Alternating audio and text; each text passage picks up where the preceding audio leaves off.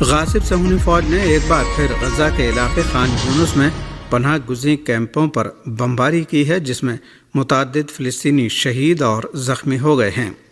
فلسطین کے میڈیا ذرائع نے آج مغربی خان یونس میں واقع پناہ گزین کیمپوں پر ڈرون حملے کی خبر دی ہے۔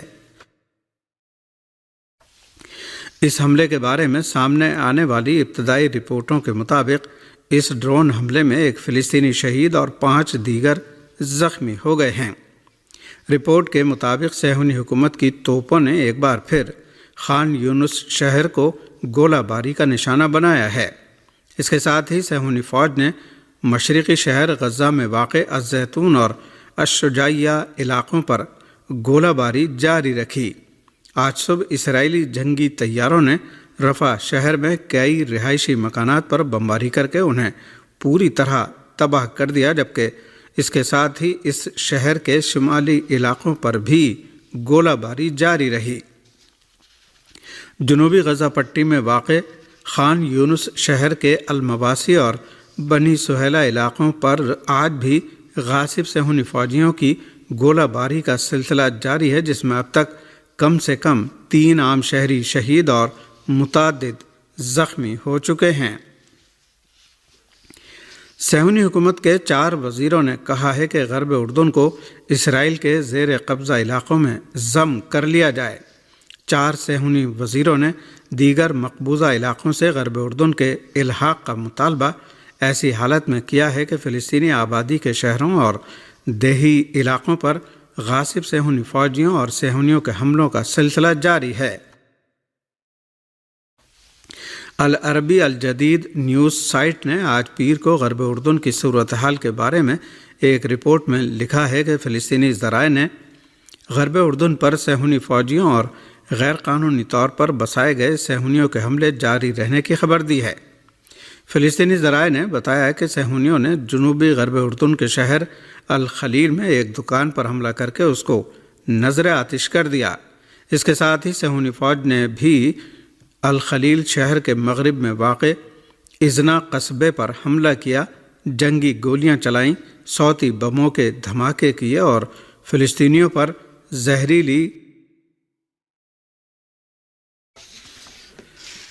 ہندوستان کی ریاست جھارکھنڈ میں سیکورٹی فورسز اور ماؤ نواز چھاپہ ماروں کے درمیان جھڑپ میں 8 چھاپہ مار ہلاک ہو گئے ہیں۔ ہندوستانی میڈیا رپورٹوں کے مطابق جھارکھنڈ کے بوکارو ضلع کے لوگو پہاڑ کے دامن میں پولیس اور CRPF کی مشترکہ ٹیم اور ماؤ نواز چھاپہ ماروں کے درمیان شدید جھڑپ میں اب تک 8 چھاپہ مار ہلاک ہو چکے ہیں۔ آخری اطلاع ملنے تک سیکورٹی فورسز اور چھاپہ ماروں کے درمیان جھڑپ جاری تھی اور رک رک کر فائرنگ ہو رہی تھی۔ میڈیا رپورٹوں کے مطابق ہلاک شدگان میں ایک اہم چھاپہ مار وویک عرف پریاگ مانجھی بھی شامل ہے، جس پر 1 کروڑ روپے کا انعام رکھا گیا تھا۔ یہ تصادم خفیہ اطلاعات ملنے پر آج پیر کی صبح شروع ہوا تھا۔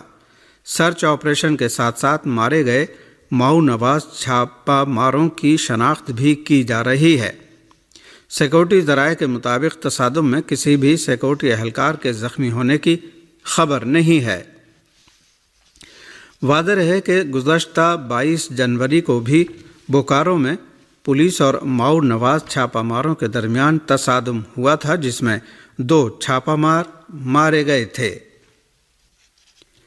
پاکستان کے صوبہ پنجاب کے شہر میاں والی میں پولیس اور CTD نے آپریشن کے دوران 10 سے زیادہ دہشت گردوں کو ہلاک کر دیا ہے۔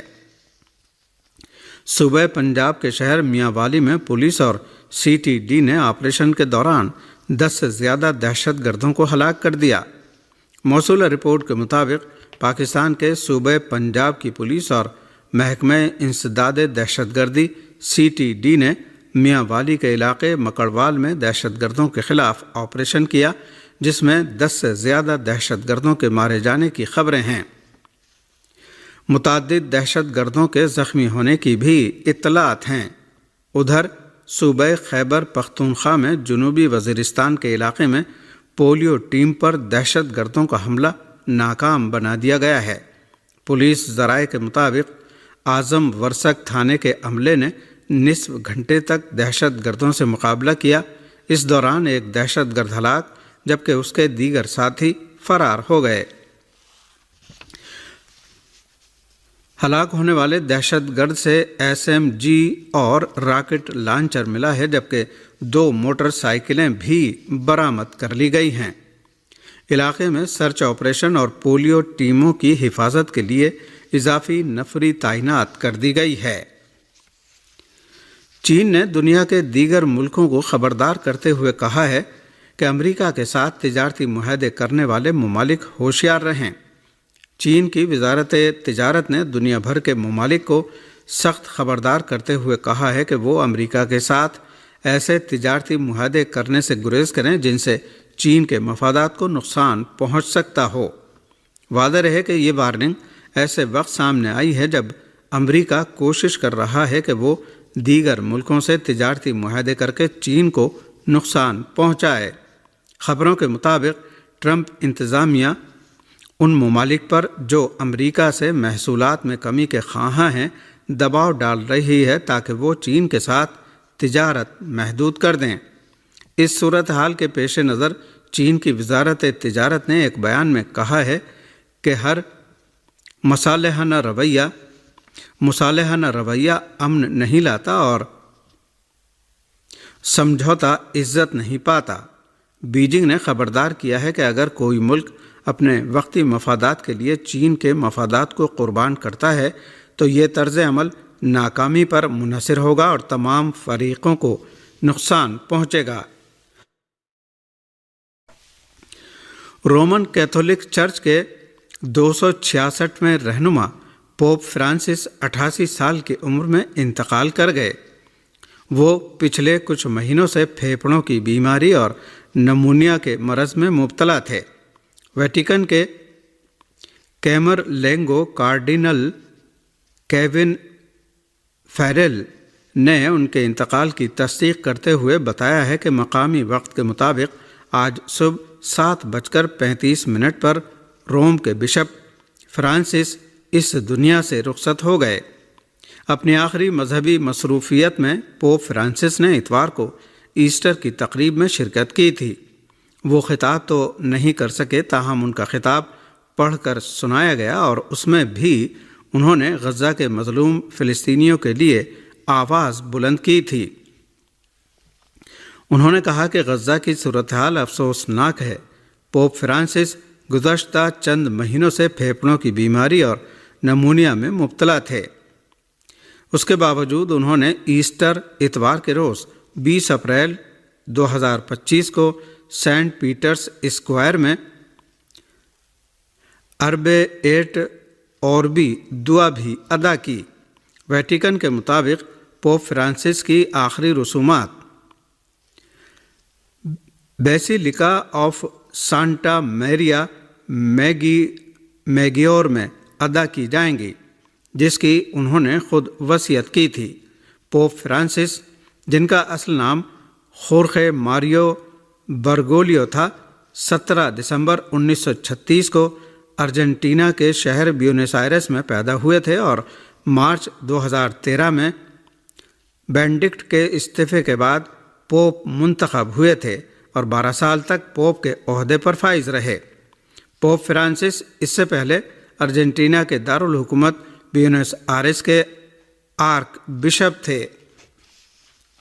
خورخے ماریو مارچ 2013 میں بینڈکٹ کے استعفے کے بعد پوپ منتخب ہوئے تھے اور امریکی جنگی طیاروں نے یمن پر جارحیت کا سلسلہ جاری رکھتے ہوئے ایک بار پھر یمن کے صوبوں صنعا اور معارب پر بمباری کی ہے۔ موصولہ رپورٹوں کے مطابق امریکی جنگی طیاروں نے اپنی تازہ ترین فوجی جارحیت میں یمن کے صنعا اور معارب صوبوں کو متعدد بار جارحیت کا نشانہ بنایا۔ امریکی جنگی طیاروں نے صوبہ معارب کے الجوبہ ضلع پر 3 بار بمباری کی۔ خبر رساں ذرائع نے بتایا ہے کہ یمنی دارالحکومت پر امریکی حملے زوردار دھماکوں کے ساتھ ہوئے۔ امریکی جنگی طیاروں نے مغربی یمن میں واقع الحدیدہ صوبے کے جزیرہ کامران پر بھی کئی بار بمباری کی ہے۔ गुज़श्ता चंद दिन से यमन पर अमेरिका और बरतानिया के वहशियाना हमलों में शिद्दत आ गई है, लेकिन दूसरी जानिब अमरीकी हमलों के बावजूद यमनी मुसल्लह अफवाज गज़ा पट्टी में मुज़ाहमत और फ़िलिस्तीनी अवाम की हिमायत में अमरीका और सहूनी हुकूमत के बहरी बेड़ों और तनसीबात पर अपने हमले जारी रखे हुए हैं। इस दरमियान यमन की आला सियासी कौंसिल के चेयरमैन ने नेशनल डिफेंस काउंसिल की नशस्त से खिताब में यमनी अफवाज और अवाम की पायदारी की कदरदानी की और अमरीकी जारहियत की नाकामी पर जोर दिया है। यमन की आला सियासी कौंसिल के चेयरमैन मेहदी अल मशात ने इतवार की रात नेशनल डिफेंस काउंसिल की नशस्त से खिताब में कहा कि वो यमन की साबित कदम और पायदार कौम और मुसल्लह अफवाज के दलेर मुजाहिदीन की कदरदानी करते हैं। उन्होंने कहा कि जारहियत शुरू होने से पहले ही हमें नुसरत खुदा से दुश्मन के हमलों को नाकाम बनाने की बुनियादी अहमियत की बातें मालूम हो गई थीं, जिनकी वजह से हम बहुत से नुकसानात से बच गए। मेहदी अल मशात ने अमेरिका के हालिया इक़दामात के बारे में कहा कि जब भी आप ये सुनें कि अमेरिका की इस पागल हुकूमत ने फ़ौज भेजी है तो मुतमईन हो जाएं, क्योंकि उसका मतलब यह है कि उसके हथियार नाकाम हो चुके हैं। उन्होंने कहा कि हमारे पास इस बात की ठोस इत्तलात हैं कि अमेरिका का तैयारा बरदार जंगी जहाज़ ट्रूमैन जारहियत के शुरू में ही अपना कंट्रोल खो बैठा और शिकस्त से दो चार हो गया। इस बहरी जंगी जहाज़ से दुश्मन को कोई फ़ायदा हासिल नहीं हुआ और वो दूसरे वसाइल लाने पर मजबूर हो गया।